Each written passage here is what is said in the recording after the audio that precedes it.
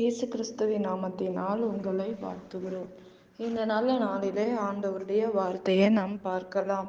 சங்கீதம் 121 1 எனக்கு ஒத்தாசை வரும் பர்வதங்களுக்கு நேராக என் கண்களை ஏறெடுக்கிறேன். ஆம் பிரியமானவர்களே, இந்த காலை வேளையில் ஆண்டவர் உங்களோட பேசுகிற வார்த்தையை நாம் பார்க்கலாம். இன்றைக்கு ஒத்தாசை யாரிடத்திலிருந்து இறங்கி வருகிறது? ஜோதிகளின் பிதாவினிடத்தில் இருந்து நமக்கு இறங்கி வருகிறதை நாம் பார்க்கிறோம். இந்த உலகத்தில் நாம் ஒத்தாசை மனிதனிடத்தில் நாம் கேட்கிறோம். எந்த மனிதனும் நமக்கு ஒத்தாசை நமக்கு உதவி செய்ய முடியாது.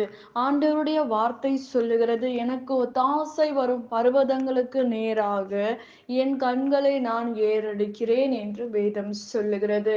வானத்தையும் பூமியும் உண்டாக்குன கர்த்தரிடத்திலிருந்து நமக்கு ஒத்தாசை வருகிறது என்று நாம் பார்க்கிறோம். பிரியமானவர்களே, இன்றைக்கு நம்முடைய வாழ்க்கையில் நடக்கிற எல்லா சூழ்நிலைகளை மனிதர்கள் புரிந்து கொள்ள முடியாது.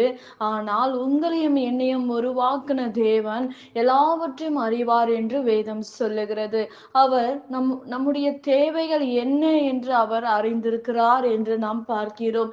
இன்றைக்கு நம்முடைய வாழ்க்கையில் என்ன தேவையா இருந்தாலும் தேவ சமூகத்தில் நீங்க போய் கேட்கும்போது, எனக்கு ஒத்தாசை வரும் பர்வதங்களுக்கு நேராக என் கண்களை நான் ஏறெடுக்கிறேன் என்று வேதம் சொல்லுகிறது. இன்றைக்கு நீங்களும் நானும் ஒரு மனிதனை தேடி ஓடாதபடி நீங்கள் தேவ சமூகத்தில் நின்று ஆண்டவரை நோக்கி பார்க்கும்போது, வானத்தின் பலகனியை நான் உனக்கு திறந்து கொடுப்பேன் என்று வேதம் சொல்லுகிறது. இஸ்ரவேல் ஜனங்களை ஆண்டவர் இறங்கி வந்து அவர்களுடைய தேவைகளை ஆண்டவர் சந்தித்தார் என்று வேதம் சொல்லுகிறது. இன்றைக்கு நம்முடைய தேவையை எந்த மனுஷனிடத்தில் ஓடி கேட்டு கொண்டு இருக்கிறோம்? யாரை தேடி ஓடுகிறது உங்கள் கால்கள்?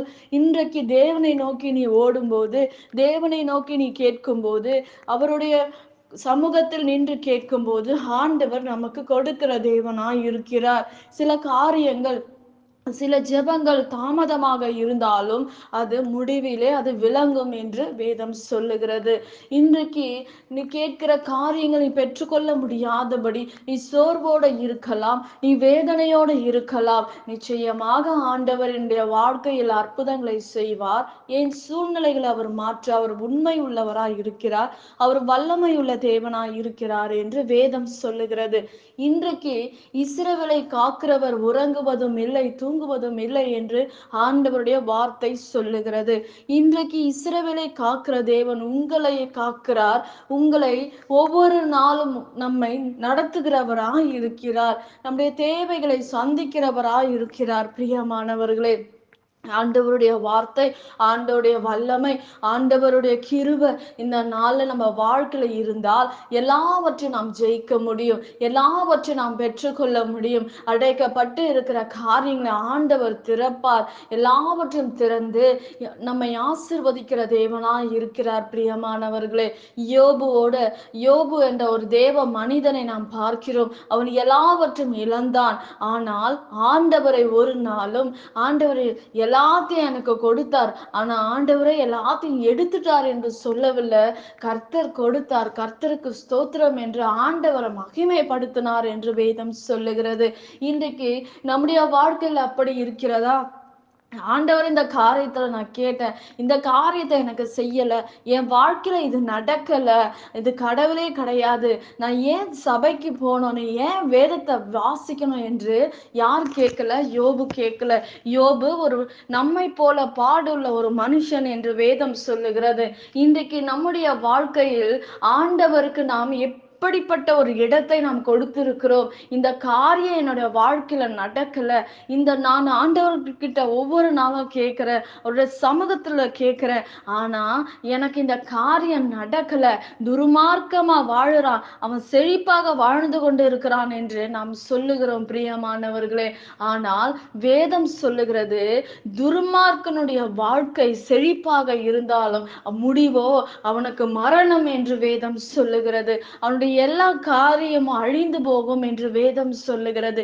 நீதிமான் விழுந்தானோ அவன் எழுந்திருப்பான் என்று வேதம் சொல்லுகிறது. பிரியமானவர்களே, இன்றைக்கு நம்முடைய வாழ்க்கையில் இருக்கிற இன்னைக்கு நீங்க கேட்கிற காரியங்களை எனக்கு நடக்கல, தரல, வரல என்று நீங்க எண்ணி பார்க்கலாம்.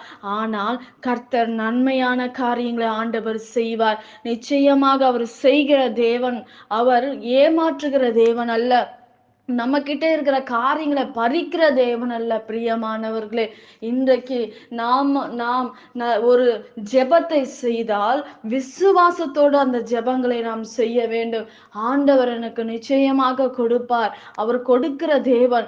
அவர் நமக்கு உதவி செய்கிற தகப்பனா இருக்கிறார். பிரியமானவர்களே, எல்லாவற்றையும் இழந்திருக்கலாம். ஒரு காரியம் கூட என் வாழ்க்கையில நடக்கல, நான் ஒரு நன்மை கூட என் வாழ்க்கையில பார்க்கல, எனக்கு சமாதானம் இல்ல, எனக்கு சந்தோஷம் இல்லை என்று நாம் மனிதனைனோ இந்த உலகத்துக்குரிய காரியங்களை நோக்கி ஓடிக்கொண்டால் நமக்கு ஒன்றும் நடக்காது. பிரியமானவர்களே, இன்றைக்கு என்ன நடந்தாலும் ஒரு யோபுவை போல நம்முடைய வாழ்க்கை இருக்குமானால் ஆண்டவர் நமக்கு உதவி செய்வார். நாம் ஜெபிக்கலாம். பரலோகத்தில் வாசமா இருக்கிற அன்பின் பிதாவே, உங்க நாம மகிமைப்படுவதாக, உங்க ராஜ்யம் வருவதாக இந்த நாளை ஒப்பு கொடுக்கிறோம்ப்பா.